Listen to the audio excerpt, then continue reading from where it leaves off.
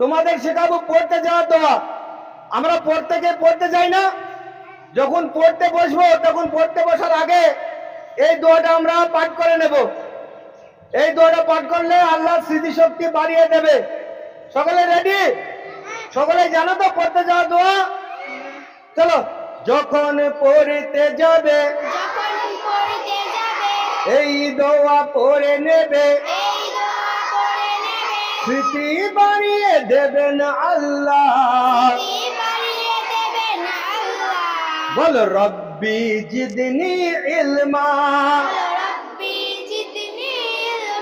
রব্বি জিদনি ইলমা,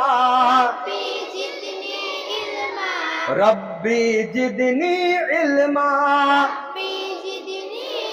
রব্বি মানে হে আমার প্রতিপালক, জিদনি মানে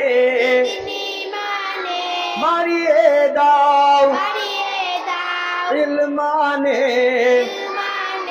আমার জ্ঞান, হে আমার প্রতিপালক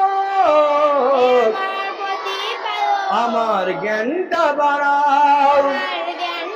রব্বি জিদনি ইলমা, রব্বি জিদনি ইলমা, হে আমার প্রতিপালক আমার জ্ঞানটা বাড়াও। Very good. এই দোয়াটা আমরা প্রতিদিন পড়ার আগে আমরা বলবো। এই দোয়াটা বললে কি হবে?